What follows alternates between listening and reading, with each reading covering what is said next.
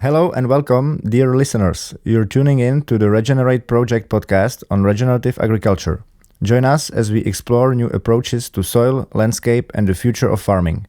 Hope you enjoyed the episode. Your host, Radim Kužel. In today's episode, I'd like to welcome Jakub Erler, who farms at the family farm Naše, hospodářství in Osice, near Hradec Králové.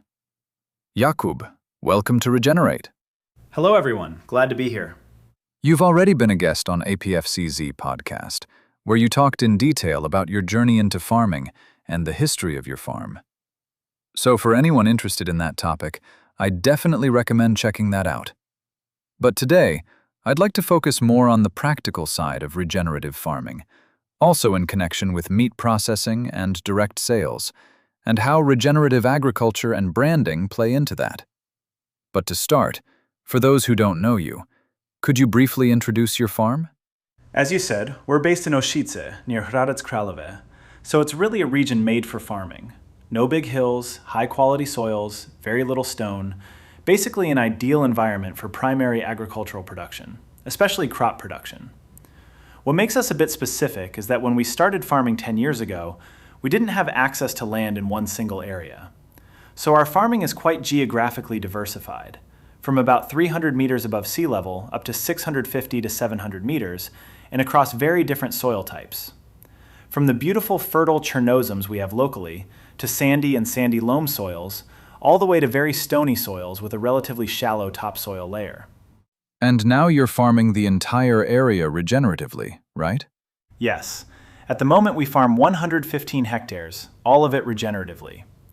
We've made it a bit more complicated for ourselves. 42 hectares of arable land are also under organic farming. So we're basically learning how to combine organic and regenerative approaches, which for me personally is kind of the holy grail of sustainable agriculture. Because it's one thing to talk about it, but another to actually achieve solid yields and keep your fields reasonably clean, not overrun with weeds. It's about finding that balance. Definitely.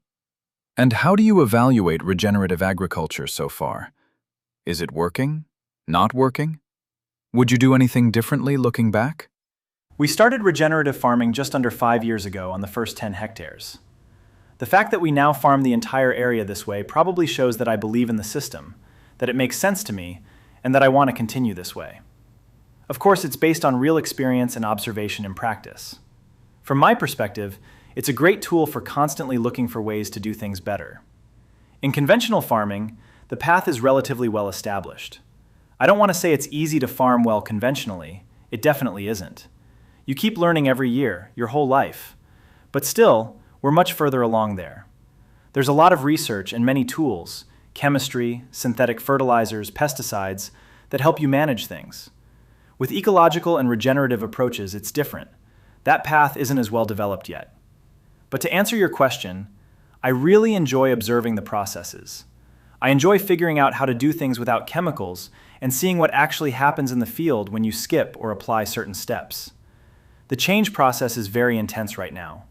We went from an extreme, where in the first year on those 10 hectares we applied only 40 kilograms of nitrogen, and instead of harvesting the usual 7 or 8 tons, we got 4.5. So we realized that wasn't quite the way. But at the same time, it's amazing to observe how the soil now works with water. For example, cover crops do a lot of the work in terms of mineralization. It's incredible how quickly you can get onto the field after heavy rain. It's great to see soil life, especially earthworms. And it's also great to see life returning to the fields. Not just soil life, but overall biodiversity. We try to support diversity as much as possible.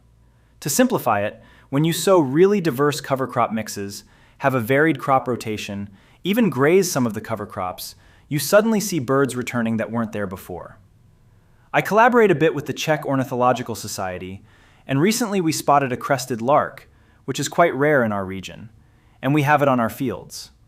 Those are the kinds of things that make you happy. For example, we've completely stopped using insecticides, even on conventionally farmed land. So natural resilience seems to be working better. That landscape diversity, right? There are many aspects, but to get back to the point, it makes sense to us, we like it, and we believe in the approach. That's why we do it. Even though your land is quite fragmented and spread out, does it still have a positive impact on the landscape? Even if a field is surrounded by conventional farming, does it still increase biodiversity? In my opinion, every small step that supports diversity in the landscape is valuable. I actually discussed this recently with an expert. I asked, does it even make sense that on a relatively small field, say 4.5 or 7 hectares, I completely change the system? Can that really make a difference? And he said, of course, the insects, hares, everything, they're already there, and they'll prefer your field over others. So, you're basically creating little biodiversity oases. You could say that, yes. So, the motivation for regenerative farming was mainly environmental. Nature, landscape, soil health. Do you see other benefits, like time savings or economic advantages? There were 3 main motivations for me. The first, and strongest, was to minimize environmental impact. As I often say, as a farmer, I'm essentially shaping the landscape in our region. So caring for the soil and landscape and thinking about the future is key. The second was economic. I want the soil to function as well as possible and reduce dependency. Dependency on chemicals, on synthetic fertilizers, but also to save money. That's crucial for all of us. We all have bills, leases, and so on. Input prices are high, output prices are low. Exactly. So reducing input cost is important. The third aspect is the connection to our customers. We sell meat directly to consumers, and today's sustainability and environmental protection really resonate. We want to stand out and do things differently. It makes sense to us and fits together nicely. So, care for land and soil, economic independence, and connection with customers. That third point is something I want to explore more later. But let's stay with agronomy for now. Cover crops are a key part of regenerative farming. How did your approach to them evolve? How do you design your mixes today? Cover crops are a big topic for us. We sometimes joke that we care even more about our cover crops than our main crops. We started because experts told us, do cover crops. They bring these specific benefits. At first, we used volunteer crops, like self-seeded rapeseed or mustard, basically using what was already there, with no investment. Then we moved to sowing cover crops, but initially just simple 2-species mixes that we blended ourselves. Over time, we realized diversity is key. Different rooting depths, different weather resilience. The more diverse the mix, the higher the chance something will grow, even in dry summers. Now we've gone further. We need efficiency, well-mixed seeds, and access to species we don't normally grow. So we've shifted to buying ready-made mixes. Yes, it's expensive, but I believe the benefits outweigh the cost. What's important is timing, when you sow, and also what comes after. Ironically, our diversity has created a problem. We multiply many crops, and because they're included in cover crop mixes, we've unintentionally excluded them from rotation. And you can't multiply them. Exactly. So diversity is great, but it has consequences. You also need to think about how you terminate the cover crops, mechanically, chemically, or by frost, and what crop follows when it's harvested, and whether some species can serve as undersown crops. It's a complex topic. In general, I feel that more sustainable systems require much more thinking, observation, and time in the field, which isn't for everyone. There's more agronomy involved, and there's also that crutch, so to speak, the soil cultivation or ploughing, which can clean the field quite effectively even when there are weeds. So when it comes to soil cultivation, where are you at now? Are you fully no-till, or do you still do shallow or deeper tillage? How does it work on your farm? We're now in a mode where our fields are in a condition that allows us to go 100% no-till, meaning we don't disturb the soil at all. In organic farming, it really depends on how weedy the field is and what types of weeds are present. The higher the weed pressure, the more we have to intervene mechanically, but we always try to do it as shallowly as possible. Paradoxically, perennial deep-rooting weeds can appear, and in organic farming you simply can't deal with them without some soil disturbance. So in those cases, we may go over the field multiple times, but we still aim to disturb the soil as little as possible. A lot of people ask how we can farm organically without plowing. It's definitely more complicated, but it's doable, and I think the soil gives it back to us in better yields, stronger resilience of the crops, and also in better quality. For example, food-grade wheat can have much better parameters. Just as an example, last year we harvested organic wheat with fantastic baking parameters. So the nitrogen levels turned out well. They were excellent. Great protein, great gluten, falling number, hectoliter weight, everything above standard. I think even many conventional farmers would be happy with such wheat, even though they'd have to feed it. and we managed it without that. So you could bake a cake from it. Of course, you also raise livestock, beef cattle. Your farm is actually located right in the middle of a village, so I imagine that's not always easy, especially when it comes to grazing. How do you handle grazing, or regenerative grazing? How does your livestock system work? Since we're in the region we are, basically the Elbe lowlands with very fertile soils, we have very little permanent grassland. And when we do, it's usually specific meadows under certain management regimes. So grazing is quite challenging for us. You might think we could convert land to grassland to graze more, but who wants to grass over land that sells for 80 to 90 Czech koruna per square meter and is suitable for alfalfa, maize, or high-quality cereals? So we don't convert land to grass. We do graze cows with calves, young cattle, and heifers, but the fattening bulls are housed after about 1 year and finished indoors. We focus heavily on animal welfare. We use a deep bedding system. Everything is bedded with straw, frequently renewed, so the animals are clean and comfortable. We also place strong emphasis on feed quality. I always say harvest season is a battle for dry matter. We have to cut at the optimal maturity.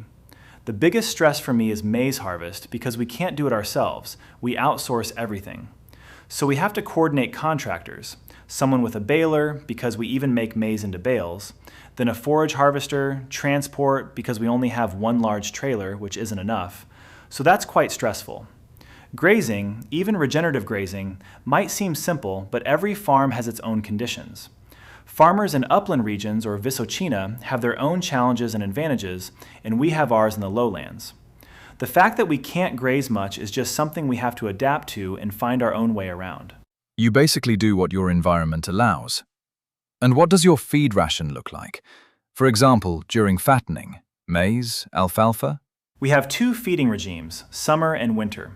From permanent grasslands, especially early growth in spring, we make silage, very high quality silage, and that forms the base of our summer feeding. The winter ration usually starts around mid-October, depending on the weather, and consists of alfalfa, maize, and grain meal that we produce ourselves. That carries us through until about mid-April when we switch back to the summer regime. Right, so you raise the cattle and also process the meat. You have your own processing facility and sell directly. What was the journey like toward having your own food processing operation instead of selling animals to slaughterhouses? I started farming with 14 hectares and worked another job for the first 3 years. So processing and finalizing products was the only way to make it economically viable. I've always loved traveling, and I was inspired by places like Italy and Austria, where you can buy products directly on farms. I wanted to create something like that at home, so people could come to the farm and buy something. I've always loved good meat, especially dry-aged beef, and it was always a special experience for me. So I thought, I'll produce dry-aged beef and sell it directly from the farm. At the same time, I always liked cattle, watching westerns as a kid, seeing those huge herds grazing in America. So now you're basically a cowboy from Osice. Exactly. It always made me happy, and there's nothing better than fulfilling your dreams through your work. We're even moving towards working cattle on horseback. We've brought in people who handle cattle with horses, and now we separate calves from cows on horseback. It's great, it's cool, and it gives horses a meaningful role. Today, horses are often just companions or pets, but for us they're still working animals, and that work also brings joy. So horses are part of the operation. I've also heard that running a processing facility can be quite complicated from a regulatory perspective. Different authorities, veterinary regulations, etc. Did you encounter those challenges? Well, what's easy in life? Nothing is completely easy. But where there's a will, there's a way. Whenever we wanted to do something, we first mapped out the requirements. The authorities have their rules for a reason. I won't judge whether they're right or wrong, but we have to respect them if we want to operate. So we always informed ourselves in advance and then tried to comply as best as possible. We're lucky in our region. The officials we work with are generally great people, and I've never felt they were trying to make things difficult. Sure, they have requirements, but they usually make sense. Maybe once I felt it didn't make sense, but it's about communication and agreement. There are rules and there will always be rules. From the subsidy perspective, I actually feel that inspections have become simpler recently, and the authorities seem faster. I hope that continues. Even the regional veterinary authority reduced the number of inspections for us, from 6 times a year to 4, which reduces the burden for both sides. I'd recommend processing to anyone. It's a way to move agriculture forward. Just make sure you understand what the authorities require and align with that. That's good to hear. It seems things are improving. And how do you plan slaughtering and processing? How do you manage timing, seasonality, demand differences, and the fact that some cuts are more popular than others? Good question. We actually complicate things by not using a breeding bull. We inseminate everything. That allows us to have a continuous supply of animals. If all calves were born in a fixed period, the finishing cycle would also be concentrated. Instead, we have calves born throughout the year, they grow continuously, and we slaughter animals continuously at around 19 to 21 months. Demand is higher before Christmas and lowest in summer when people travel. We adjust our internal farm management accordingly. And your customers? Are they mostly local or from a wider area? We do our own delivery and attend farmers markets. We deliver what we can ourselves and go every Saturday to markets in Chalakovice and Hradec Králové, which I think are among the best. We also have a small shop on the farm, but delivery works best for us. And you mentioned dry-aged meat. What method do you use? Dry aging, wet aging, or both? We try to do it as well as we can, and I think the highest quality aging is dry aging. Of course, before each individual cut is sold, there is also some period of wet aging, maybe a week or 14 days, and even at the customer's home in the fridge, it can continue to age further, which is a certain benefit, but I have always liked the approach they have in Spain or Italy or France, meaning when the quarters hang in specific conditions for as long as possible, and in my view, that produces the highest quality meat. Definitely. And do you observe any sensory differences? For example, also in relation to the feed ration. If you changed it over time, was there a difference in how the meat looks, the marbling, the color, and does the customer notice it as well? Definitely. From my perspective, the market has developed incredibly since 2018 when we started, and the customer today is much more demanding, and thanks to the fact that competition in this area has increased significantly. Today, let's say that almost every beef farmer sells directly, and the customer is therefore much more educated and has many more options to choose from. You can definitely see that people look at the meat, they examine how it is packaged, how it is prepared, how long it has been aged. Marbling also plays a role. Today, when a customer buys a steak, they want it to be more marbled. And we try to reflect that in the feed ration and find a balance, because we don't want the animals to be too fatty, because then ribs and some other cuts are harder to sell. But on the other hand, steaks are great, but the animal is not just steaks, so you have to feed the animal in a way that it doesn't produce too much fat. It's about finding balance. And compared to pasture-based systems, we have a big advantage with finishing the young bulls, because we can influence it. Pasture is always the same, but we can work with the feed. And we have very good results. I always say that it's necessary to be very consistent in feed production. Of course, when animals graze for 8 months, you don't have to deal with feed for 8 months. But when you finish bulls year-round, the feed has to be perfect. You can't have anything moldy or with poor nutritional value. That would be a disaster for the whole year. Do you see that customers take regenerative farming into account? Or do you try to use it in marketing when selling the meat? Are they interested in it at all? I would say not yet. Paradoxically, we are not that far yet. I believe it will come in the future. I think part of the reason is that regenerative agriculture still doesn't have any official label or certification here. It also stems from the legislative framework, because regenerative agriculture is not clearly defined anywhere yet. Once that changes, and regenerative indexes and similar tools emerge, I think it will start resonating more in society and become a topic for consumers. We don't present it anywhere yet.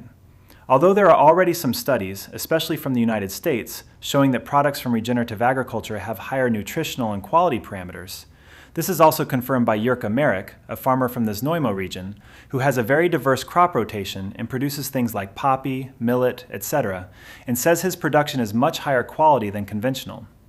We don't really work with this yet, but maybe in the future we will.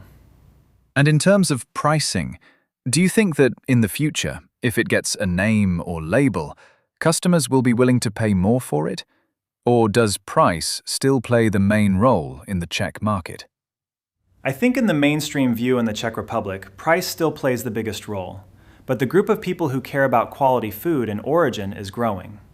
More people care about how animals are raised and how production is done, but it's still a minority. I think it will change in the future. Whether it will be better is subjective, but I think it will be more of a competitive advantage rather than something reflected directly in price. It would be nice if it was reflected in price, but my motivations are more about sustainability values, how my farming impacts the landscape and environment. Of course, I still have to pay bills and be profitable, that's essential. But whether I get a bit more or less for my product is not that crucial for me. Can you describe your typical customer? How do you acquire them? And why do they keep coming back? We started selling meat without any marketing, just through friends, and people said it was good meat and recommended us. That's how we grew at the beginning. Then we started showing what we do on social media, which brought more customers. Now we are improving our ordering system and website, which also brings customers who find us online. But farmers markets are also very effective, because you meet a lot of people in a short time. Do you cooperate with other farmers in sales or distribution? Cooperation was key from the beginning. We wanted customers to buy dairy, vegetables, pesto, syrups along with meat. Now we have a broader assortment and trusted partners whose products we offer. And cooperation with big retail chains? We've discussed it, for example within the platform locallove.cz, which supports local food thinking. Many producers depend on retail shelves, and I don't say it's wrong, but I personally don't want to go that route. I don't want to support chains because I don't like their philosophy, especially the pressure on purchase prices. I prefer that Czech consumers learn to buy locally, directly from farms, and support local production. For products that can't be produced here, they can buy elsewhere. Direct sales also help educate customers and build relationships. Absolutely. Many people move from cities to villages and don't understand farming practices. For example, harvesting at night can bother them, but it's necessary. Direct contact helps explain these realities. Recently, I explained calf weaning to someone, and they realized how complex it is. These moments show that direct sales help ease tensions and improve understanding. And overall, improve awareness of food origins. For farmers interested in processing and selling, what would you recommend as first steps? This alone could be a whole episode, but I'll try to highlight key points. I don't have a universal recipe, just our experience. Maybe also mistakes you made that others can avoid? I would say the first thing is whether I really want to do it. Because right now, we live in a kind of bubble. This on-farm processing is booming, and everyone says, process, add value. But not everyone actually wants to do it. So don't get into it if you don't truly feel it's what you want to do. Secondly, I have to be prepared that I, or the family if it's a family farm, or the employees if it's a business, will inevitably have to deal with customers. It's not just that someone comes, picks something up, says thank you, pays, and leaves. It's a lot of work. And building the infrastructure and logistics, even on a small farm, takes quite a lot of effort. To build a robust, functional system that gets the product from the field to the plate, ideally in great quality. So the second element is really deciding whether I want to deal with customers. If I answer yes to that too, then I would start finding out what it actually involves, what I need for setting up the operation, because selling eggs is something different than selling garlic, and so on. And once I have the requirements from the relevant institutions, I would start building a basic business case of how it could work, so that it has some meaningful return and that the scale on planning actually makes economic sense given the investment in technology.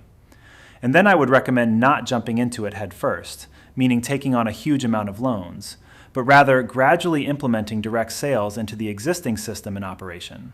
So grow it step by step, adjust it, and learn along the way. Because if I invest $5 million into a food processing facility and then don't actually know how to work with it, it's going to hurt. Or mainly not be able to sell it in the end?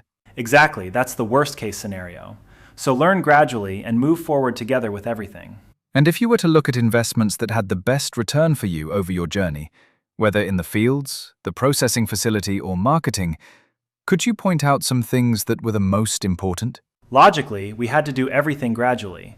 Because agriculture is not such a profitable sector, we don't have any investor behind us.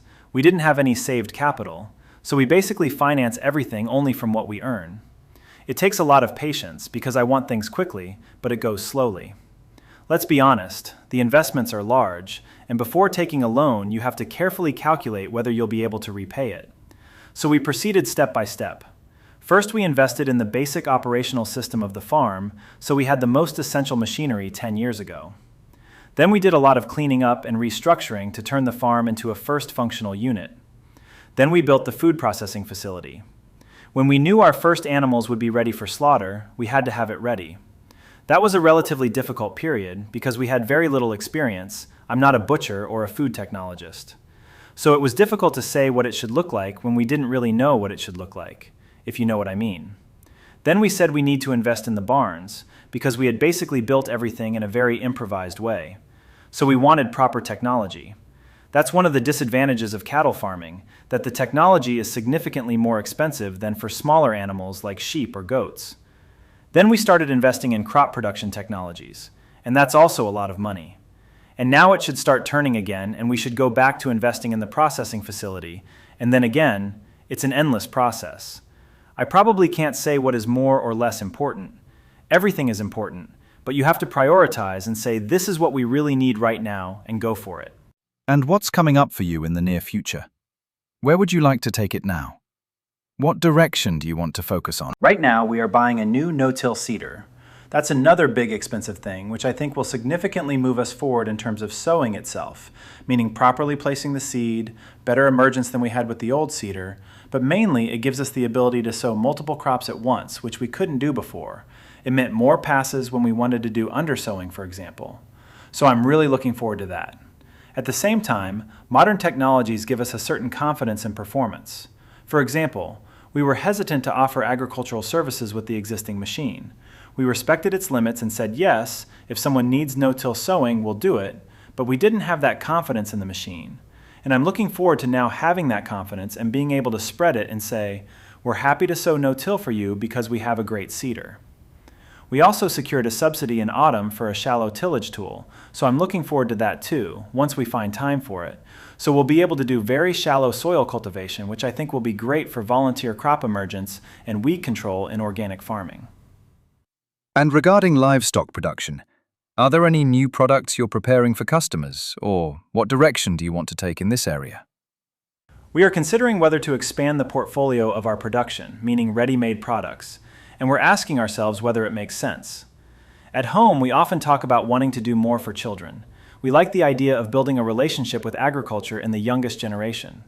So we are thinking about organizing structured programs for mothers with children or families during farm visits.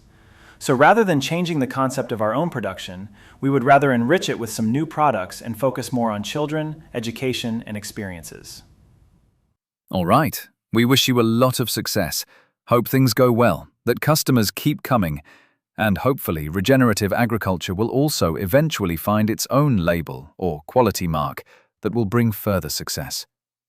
I hope so, and I wish for regenerative agriculture to become more widely known among the farming community, because I personally strongly believe in it, and the changes I observe in our fields are great, and I would wish for everyone to at least try it and learn how to work with it. But with real regenerative agriculture, not just sowing into stubble, because that alone is not the proper practice. So cover crops, crop rotation, and many, many things that together form a unified system in the end. all right. Thank you. Thank you very much for the invitation, and take care.